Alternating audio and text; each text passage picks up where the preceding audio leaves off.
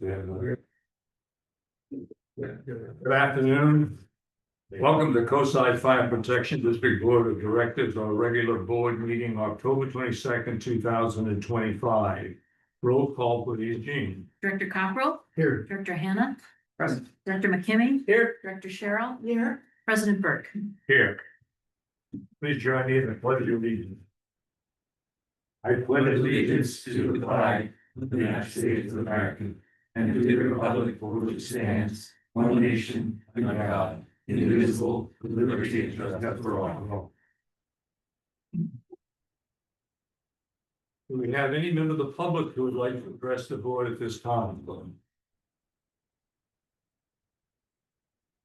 Hearing none, we'll move on to the consent calendar. And I note that Director McKinney is asked to be recused from voting on the consent calendar. Do I have a motion to approve the consent calendar? So moved. Seconded. Moved and seconded. Any comments?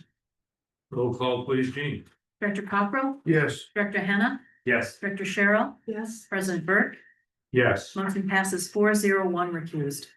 Moving on to item 6, continuing business, Community Facilities District number 38203 Airport Boulevard. Chief Wilson. All right, so this is for the formation of the Community Facilities District, and we are to open the ballot and see how they voted. So we will do that. If it is a yes vote, then we would move to item 2 for a motion to adopt resolution 2025-55, and then a motion for ordinance 2025-03. So.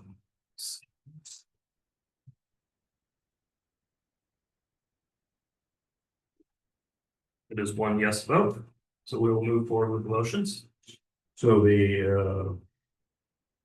it passes, we've heard that. Okay, so we'll move on to motion to it. Do I have a motion to adopt resolution number 225-55, resolution declaring results of the special election and directing recording of notice of special tax lien? So moved.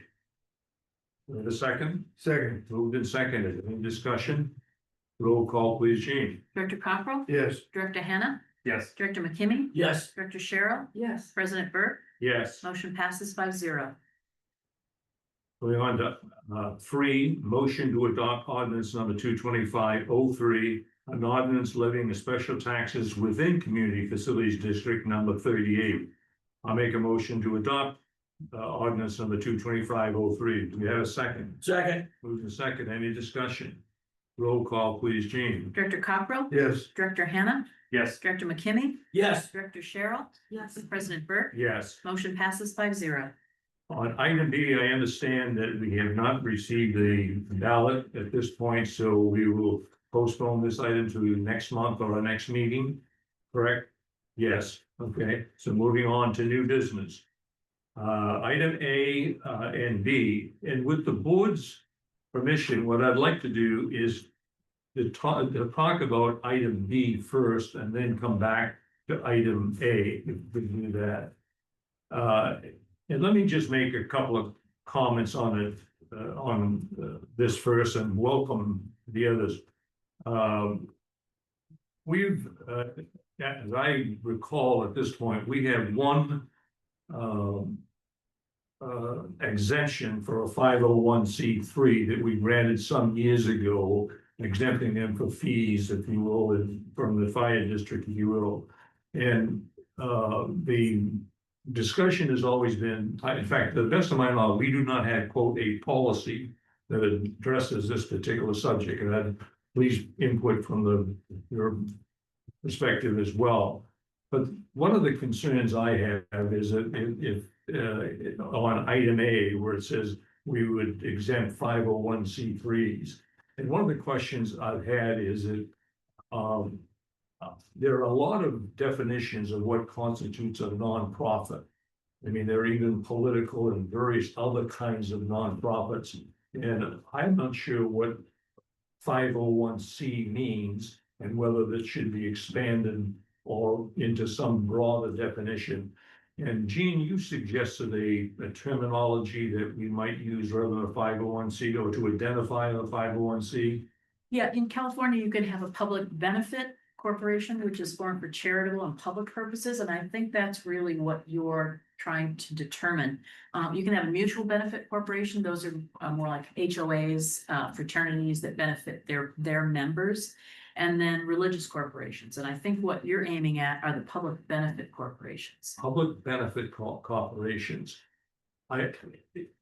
Fine, again, with what I thought was a variety of people who call themselves nonprofits, that just to use the 503 designation, that it might put a decision making on the fire marshal as to who would be charged and who wouldn't.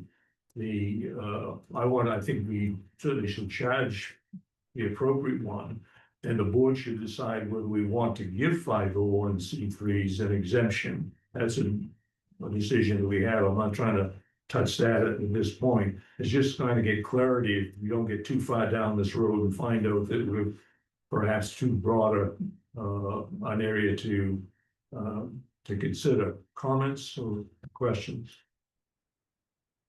Would it hurt just to let each individual 501(c)(3) just come and ask like the, You know, if they are a public benefit corporation, I think that we could have a policy that the fire marshal, rather than getting the board involved in every one of them, the fire marshal would say, okay, here's a copy of my 501c3.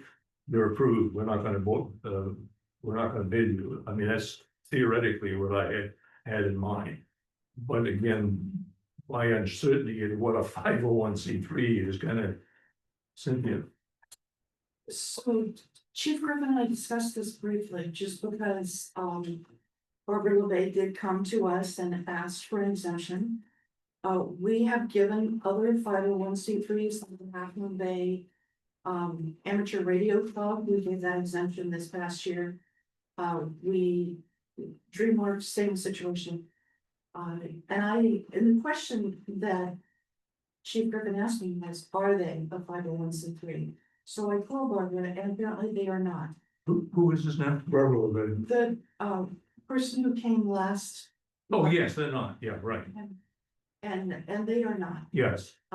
They are a legitimate benefit to the public. They yes, benefit that neighborhood. They are not unlike many other smaller groups who do things for their neighborhoods or for, whatever. And it is a real community building value. But Chief Griffin's point was, and I don't mean to represent him, please correct me when I get this wrong. He said, but we put in a lot of work on this. Yeah. And he said, take for example, the Pumpkin Festival requires a tremendous amount of work Yeah. by fire services. So unless it's a he said to me, if it's a 501c3, then I am more than likely to say yes. If it is not, then it requires further consideration. And as far as he knew, and now I know, it's not. Well, the Montera Art and Music Festival is, as of now, there's nothing to prevent them from filing to become a 501c3. Yes. It's a corporate structure. It costs money to file to become one, and to maintain it. And while you don't pay taxes, you do pay other things. So it's something that they have to make a decision about whether they want to become a nonprofit or not. And we have to make a decision Yeah. about how we want to handle the fees. And it may get down to how big of an event is it?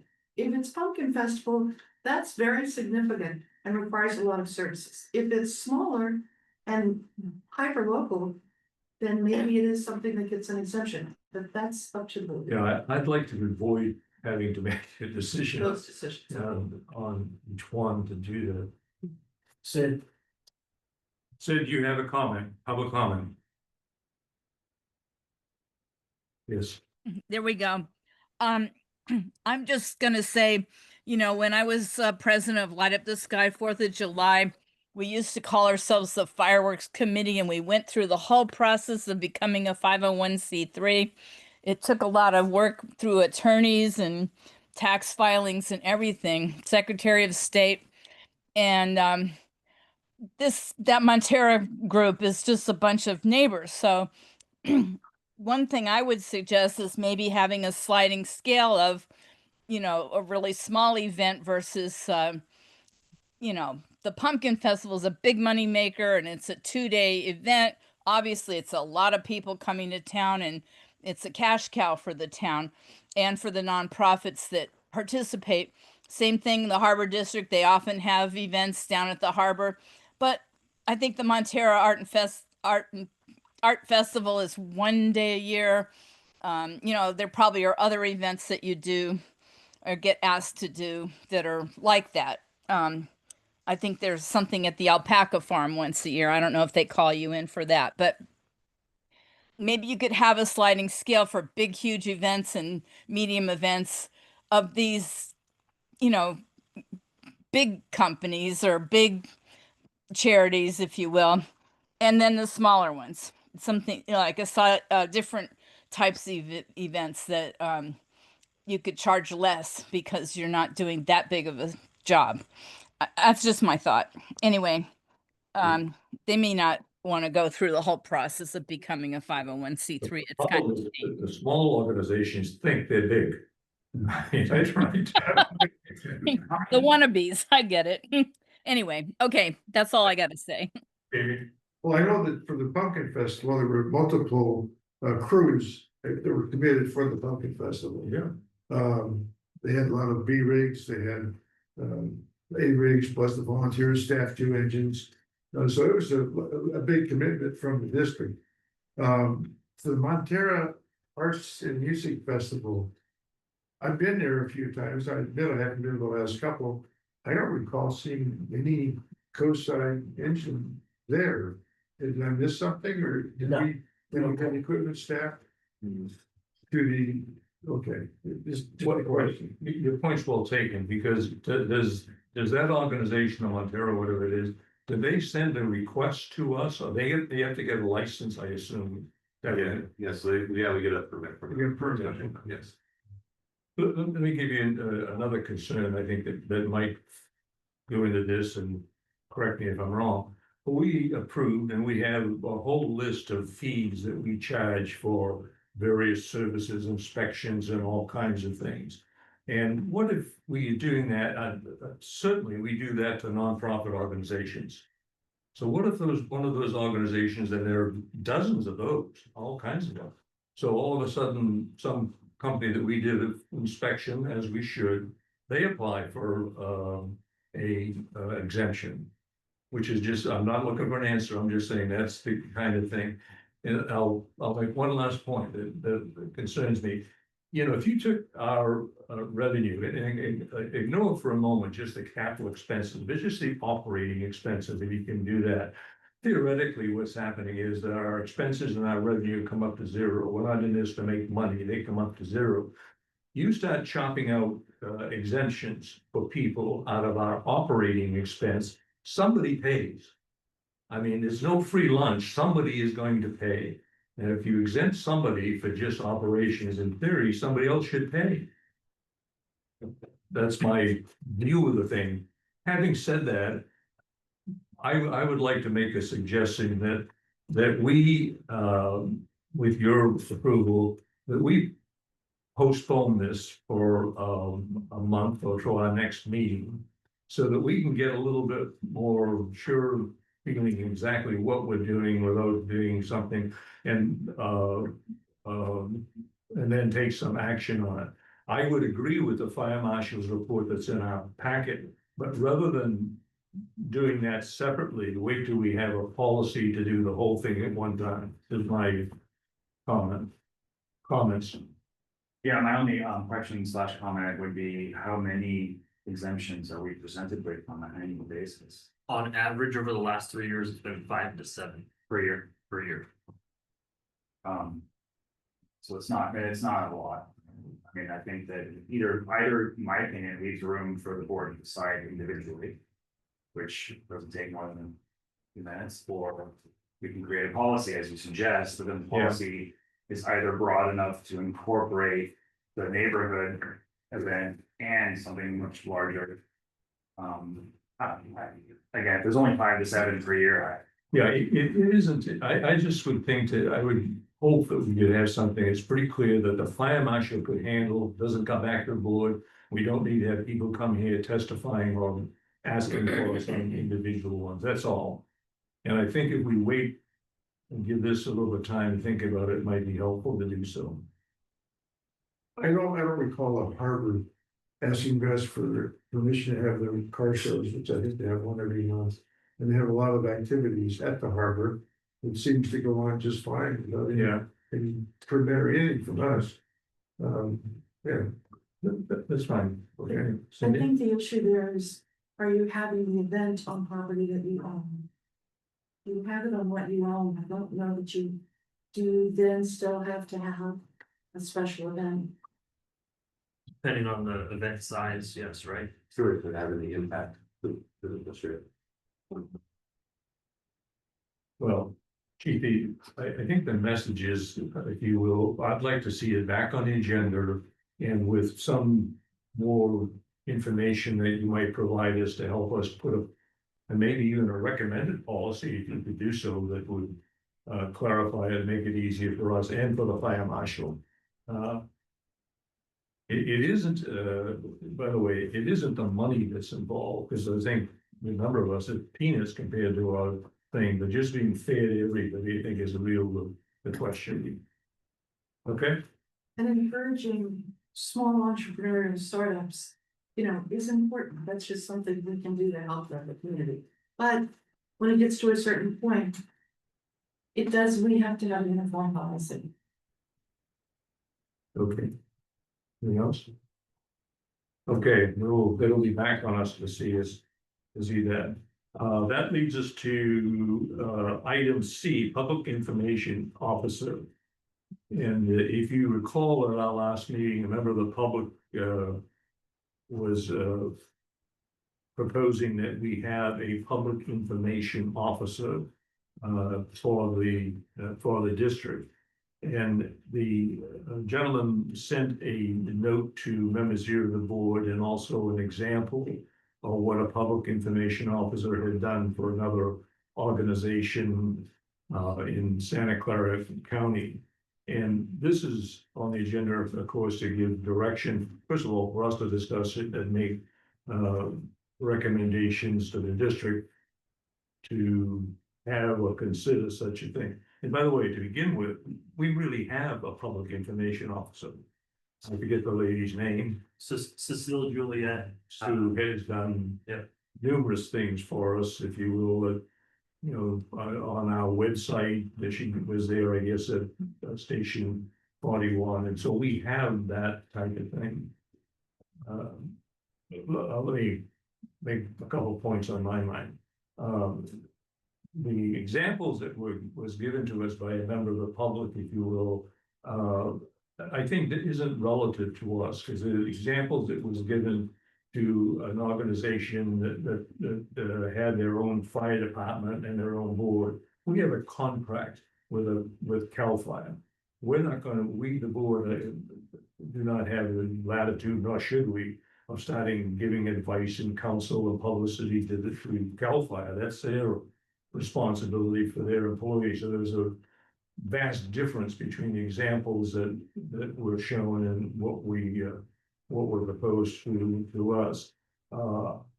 If I ramble, I'll stop. But if there was a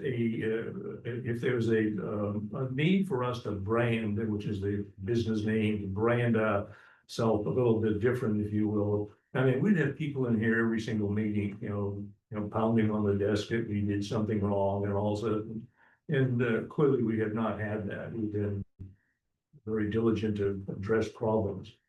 Bottom line for me is, in my direction, and it's up to the board to do it.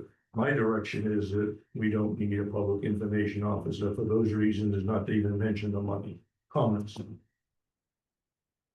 I would just say that I agree with you that the representation or what was sent in by the member of the public as a look at what they're doing here is not really relevant to us and what we currently do. However, having a contractor to me doesn't mean that we couldn't have the ability to either discuss how much effort the CAL FIRE PO puts into what it is we're asking for, which is a bit more information out there to.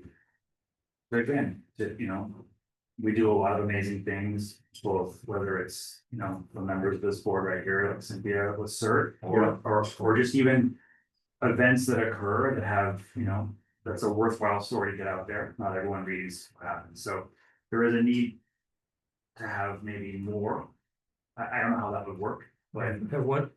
well, right now we share it with the information officer, so that individual is here. Yeah. I don't know the direction that person's given and when that individual comes to an event or writes about it or posts about it. But I think that this board, regardless of using a contractor or not, can lean on said contractor possibly and say, this is something that we want, and how can we get more information out there? I think it's viable information for the public as far as getting more information out and having that wind up being people in the room. I know that in the past that has been a scary thought for people that have been here a lot longer than me, but in my impression, having more people in the room at this point would be wonderful, because there's always almost zero. No, you know, just engage in the community. I mean, as Cynthia doesn't want to be absurd. But as the parent organization, to really to shine and show what we did. Good point, absolutely great point to do it. You know, we get a lot of public information goes out from other organizations that's on the website. I know, for example, that let's see, COSI Buzz has, you know, information on it, and the websites and doing things like that. You know, this is kind of really kind of interesting, but I and some of you wear a hat, a tech hat that has COSI Fire District on it. Well, I lost track of how many people that stopped me and asked about the, you know, fire district and all that, just from seeing the hat on people and so forth. Bottom line, this subject is on here to give direction to the chief or go forward with it. I see no need to do anything. Oh, I take that back. I mentioned this to the chief. I retract that last statement. I did think that the website could have a little bit more current information on it. And maybe a thing that says monthly update of some of those, if we send an engine to a fire or wildfire that's, you know, gone for a few days, just kind of current kinds of things. I think that would be helpful to it. But with that, that's the only thing I can think of. Any other comments, or we'll move on. Sid's got her hand up. Sid, Are you're on. we making a decision on this matter, or is it just kind of a conversation? We're So giving directions, Directions. so I'm not voting on it. then maybe I'll ask Chief, kind of mentioned in what I was saying previously, I don't know how the CAL FIRE PO gets dispatched to a certain thing or not. Is there any room for a conversation of like, you know, we would like to have. How revenue what? I do not directly to the chief, but I'm saying, I don't know when the PO officer that is in this area. Gets dispatched to a specific incident and then therefore discusses or presents it to the public. Or an event or whatever it may be. I know that she's done a few things, I've seen her, I've been around, I know that it's not super frequent. So, I don't know who she reports to. She reports to Ryan. Oh, She is a co-vendor of Cooperative Fire with CAL FIRE, because she is not funded by COSI Fire. So she helps out where she can. So last weekend she came and was at the Pumpkin Festival, did a ride along, and did, I don't know if you saw the video, but she put out a great social media video that got a lot of traction for the district. So when the opportunity presents for her, we do have internal policies within the unit.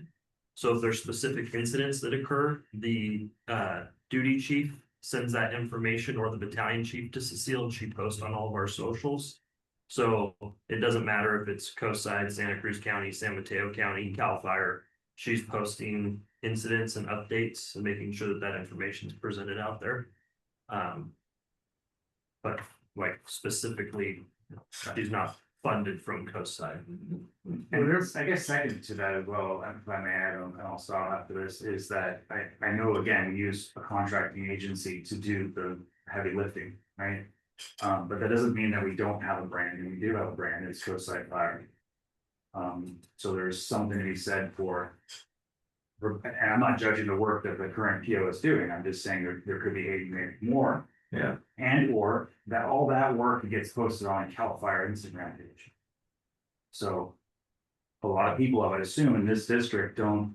And nor do they need to know necessarily, they don't know that we do that, we do contract with CAL FIRE, so they might be looking for coast site fire related information. It might pull up, because computers are good, but. We do have a brand and we should be proud of it, you know what I'm saying, so.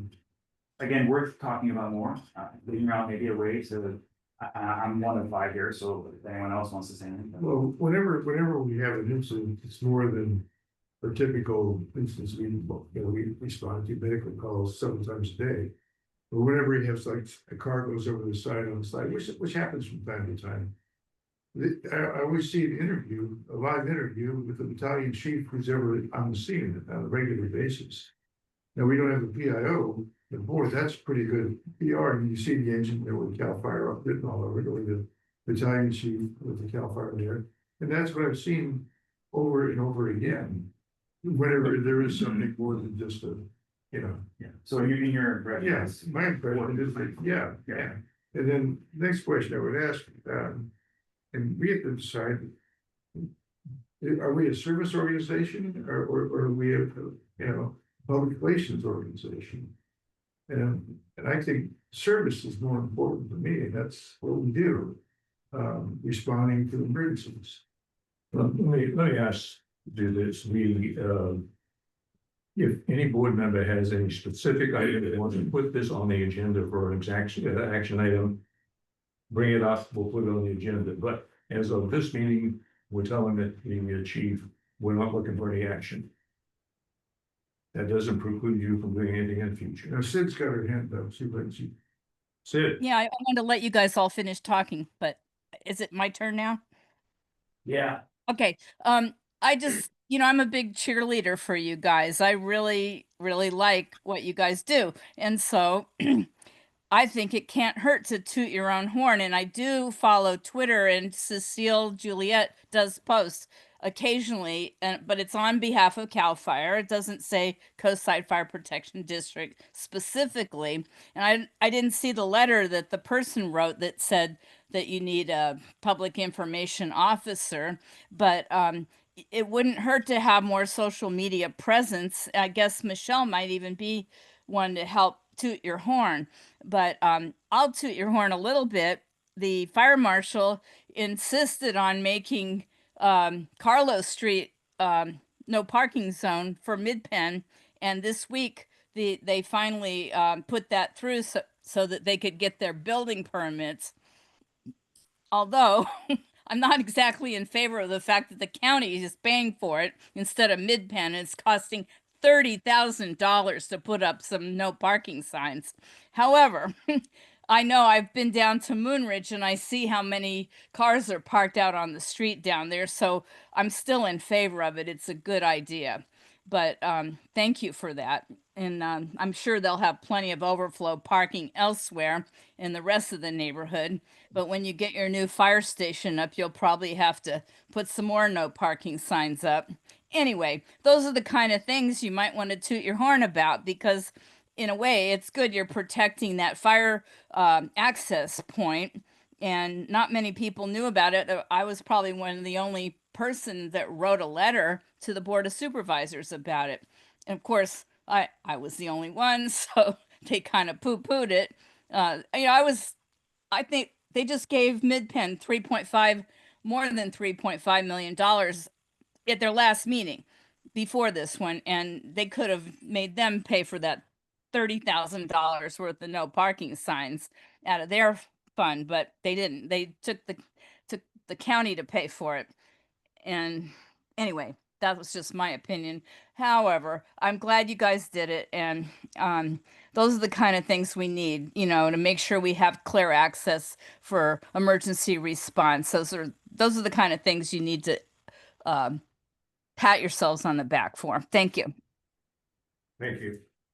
I won't repeat what I said earlier, but if anybody else wants to come back with it, we'll find. All right, moving on. Under new business, item D, First reading and introduction of ordinance number 22505, an ordinance adopting the California Fire Code 225 edition, prescribing regulations concerning governing conditions, hazards to life, property and environment for fire, panic, explosion, hazardous material, hazardous uses, etc. Jane Savory, please. Well, I will defer to the professionals in the room, but this is an update of the fire code, which occurs on a regular basis. And if you take the action this evening, you will be introducing the changes, which are all shown in red line in your packet. And then we will bring it back for second reading. These are all state-driven changes. And so I'll defer to the professionals in the room if you have any questions. Yeah, so every 3 years there's an update, so we gotta look at the fire code and make sure we're in line with it. Most of the stuff we did this year in our ordinance was just changing code sections to line with the new edition of the fire code. And then also just kind of trimming out some stuff that was repetitive, so there's. In our ordinance, we have stuff that's been in there for 20-30 years. Eventually that stuff ends up in the fire code, so we don't need it in our ordinance anymore, which is kind of doubled up. So it's more of just cleaning it up. That's kind of what we did. No real big changes. But the fire marshal and fire marshal's office has amended the code to suit our area, correct? Yeah. Correct. So unless you'd like to read it line by line. No, thank you. Any further questions? It's very straightforward. Yeah, we have, Cleans things up, it's just like what you said. Katie? I must be reading something wrong here. We have an ordinance here, 2025-01. And then I see another one here that is 2025-05. Is that a typo or what?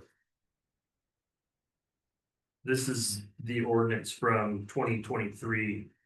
I believe it just maybe didn't get redlined. I think that the ordinance is drafted, it shows 2025-01, and it's the red line version in your Okay, packet. there's this one here. So we want to say 22501. Yes. Yes. All right. I make a motion to approve ordinance number 22501. Second, Comments? Roll call, please, Gene. Director Cockrell, Yes. Director Hannah, Yes. Director McKinney, yes, Director Cheryl, Yes. President Burke. Yes, Motion passes 5-0. We will bring this back for a second reading at your next regular meeting. thank you, Gene. Right. Moving on to Board of Directors report. First of all is the Finance Committee, myself and JV. The spreadsheet showing all our revenue and expenses is in the your packet and available as a public. I just make a point here that, as I'm sure some of you picked this up, but the budget categories that are in this particular spreadsheet, if you will, and amounts that are what I would call in transition, because as the chief pointed out to me, and I had forgotten about this, is to move some monies around as we voted to last time. The county only does it by percentages. They won't do it in full amounts. So you have some kind of funny looking monies here, or amounts here, I should say, excuse me. But they will be adjusted and corrected by next month or our next meeting. They will balance of next month. So we were asked to move $2 million into LAIF, into the CalPERS exit plan. So when we went to move $2 million, that was a percentage higher than the allowable rate to move due to our cash balance with the county. So we moved the maximum amount that we could at that time in a rounded number, so it was easy. Then we waited the time frame, and then we submitted for, I believe it was 70 or 760,000, the remaining balance of that 2 million. That has since happened. However, that was in the beginning of October. So next meeting, it should all align perfectly. Makes perfect sense. Okay. With that, I have no other comments. JV or anything else? Nothing on the Finance Committee. Moving on, Volunteer Committee report, Director Cockrell, Director Hannah. I don't have a report. I'll Well, just say, let me back up. I did attend the business meeting and a lot of stuff was discussed. And I will run through that. A good portion of the meeting is devoted towards discussing staffing in preparation for the Pumpkin Festival. And they mentioned that the volunteers would staff 2 engines, 140 and 640. And they assigned people that had those different engines. In addition, they had a driver training a situation on Saturday. Then they had then they had some other stuff that really just their birthday parties and stuff with various and some volunteers that having to do with an auction that they had once where they put on a dinner that someone won or someone got at auction. At the last big, bonded. And then there was another discussion about Chief Lord's pending retirement. And that was the topics of discussion. Thank you. Moving on. To Land and Structures Committee report, Director McKinney, Director Sherman. No, Nothing? Right. I'll come back to that one of you in a little bit. Vegetation Management Committee, Director Cockrell, Dr. Hannah, everything, nothing. Special District Association, Director Hannah, nothing, okay. ASL JPA, no meetings, no information. Emergency Preparedness Liaison, Department of Emergency Management, no. Dave is not, okay. Cert report, Director Cheryl. We had a very successful Great Coastside Shakeout, which is the earthquake and radio communications drill. It involved 12 neighborhoods, 4 other agencies, and 200 people. We all communicated with each other, sharing damage reports, which grew from 78 last year to 314 this year. The purpose of that is, in an emergency, certs will go out, collect damage information, they report it in a format and a language that is acceptable to first responders to save firefighters from having to go up and down all these canyons and neighborhoods and assess damage. That's what they do. So they did a great job of that. It was, again, 3 times what they've done before, and we were very pleased. That was our 6th annual, and we look forward to next year. The next thing coming up is fall cert in November. Class is totally full. You said this, you've been doing this for 6 years? Yes, sir. Cert? No, Great Coastside Shakeout, which was. Oh, yeah. That's very exciting. Yeah. Maybe I assume you'll have another cert training session in Spanish. We don't have that organized yet. What did it take? Should we have one, right? We certainly Yeah, had one. It was great. And in the future perspective, In the future, we hope to have another. We hope to have another in Chinese. We are, we have today we really set in motion what's called T3, which is Train the Trainer course, which teaches our local outstanding individuals how to be instructors for these basic training and other classes. And now that's going to be happening in April with local instructors. So we're pleased that we're moving, the whole thing is moving forward. Cool. Is that it? And Thank you, Cynthia, very much. Attorney's report. Nothing, thank you. No, okay. Finance Marshal report, any? No, nothing Okay. okay. Fire Chief's report, begin with Chief Wilson. All right, I have a list of some stuff here, so, the monthly call statistics are there. The district ran 238 calls last month, or in the month of September. And then on the par statement, you can see that we continue to, do very well with that account. We earned, roughly $85,000 and only distributed, 22,000, so, it continues to grow. So that is nice.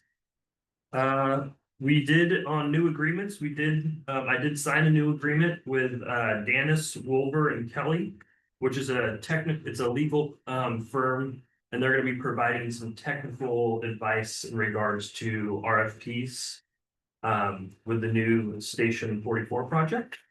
So I made sure I worked with Kai that has a limit of $5,000, and if it comes to that or going to above, then we would discuss further. So it should be low dollar value with a good return for the district in that legal advice, and that was advised from Gene and Kai that we move forward with that. It was mentioned, Chief Lord has put in his papers to retire. In my mind, 36 years. I don't know if he can still in his office, but He's been with the district for a long time. His last day of work right now is slated to be December 19th.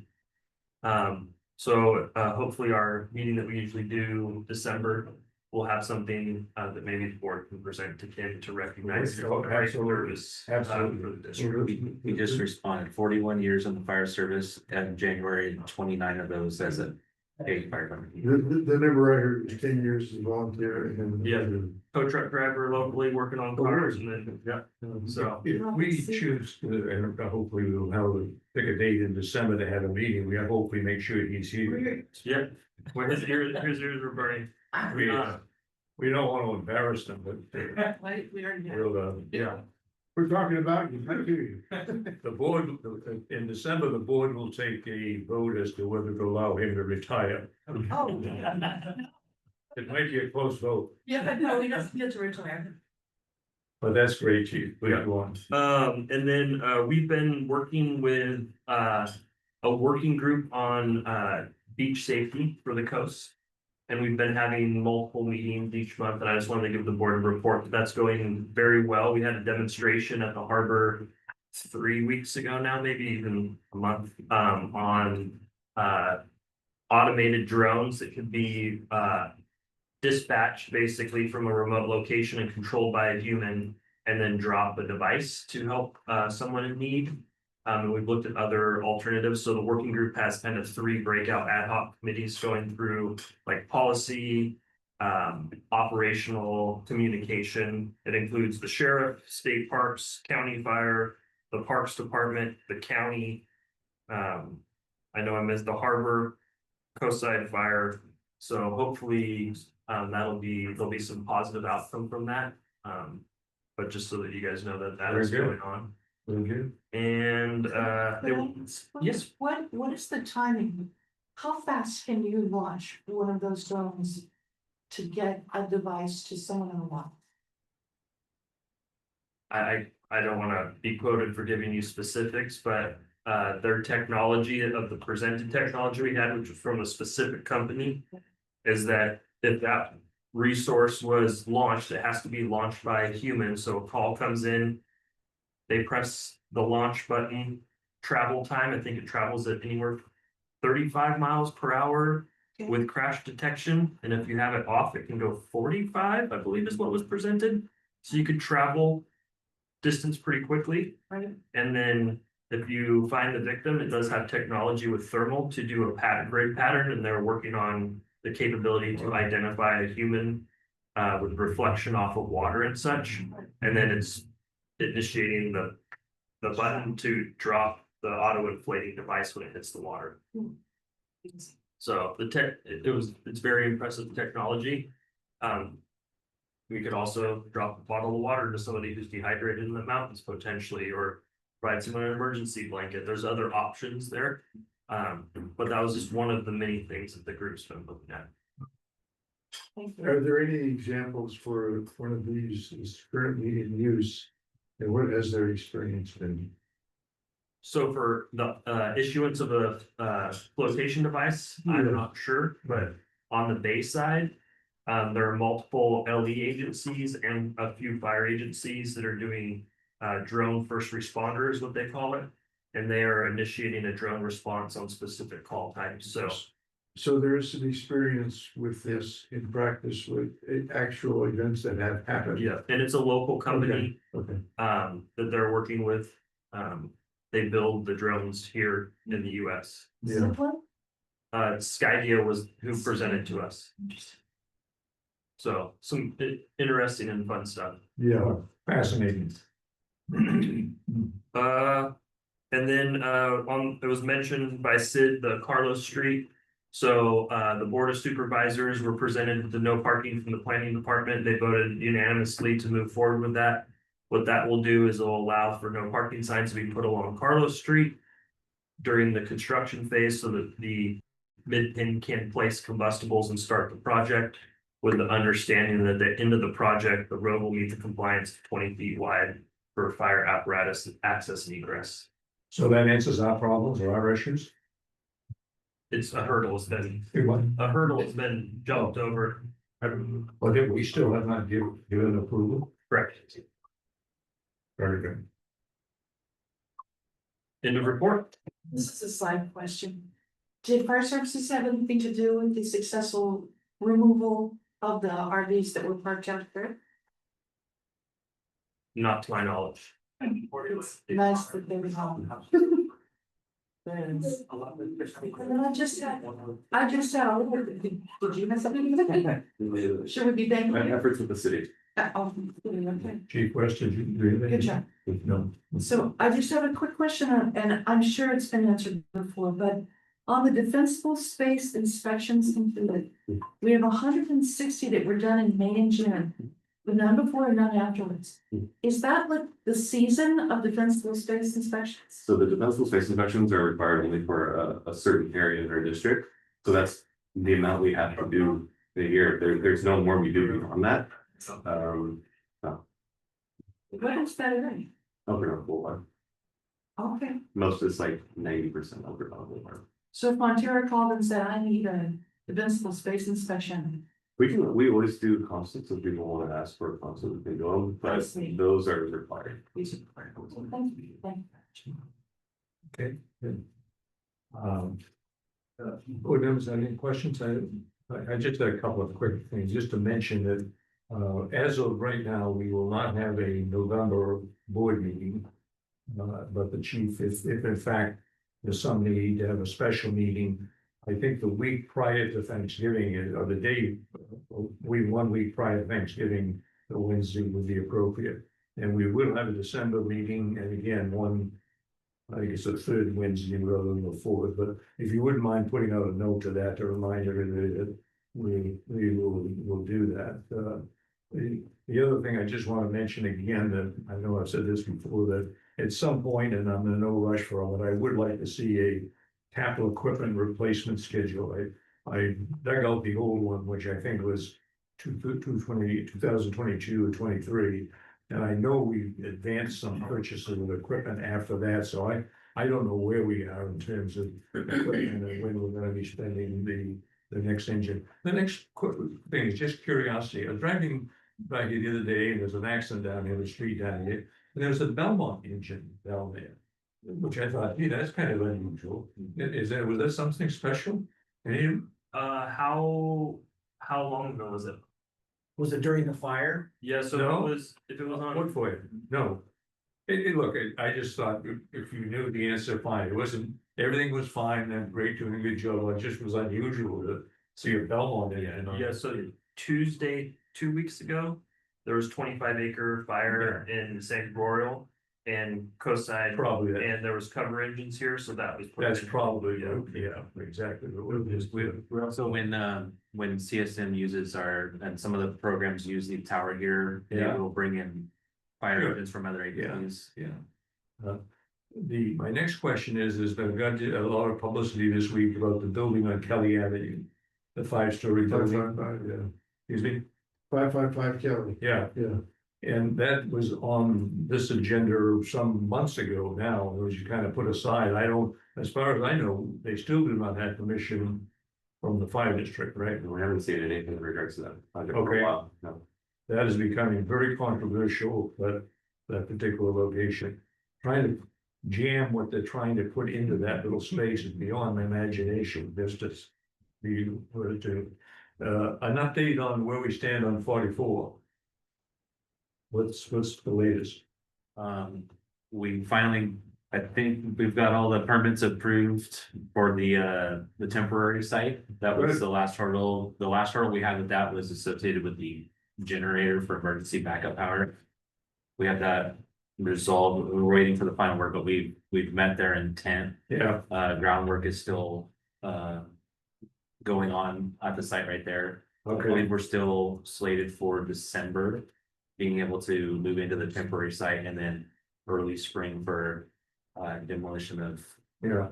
existing. When we move into the new site, does that immediately mean we start demolishing the old 44? I think. I think the current timeline that they would start that process in early spring is what Oh. is what the current timeline is. Oh, okay. All right. Will they level out the area where they're going to actually park the engines in a temporary station? I was by there today. Yeah, so that's the groundwork that's going on right now. The county required certain things to happen on that property for Yeah, the security.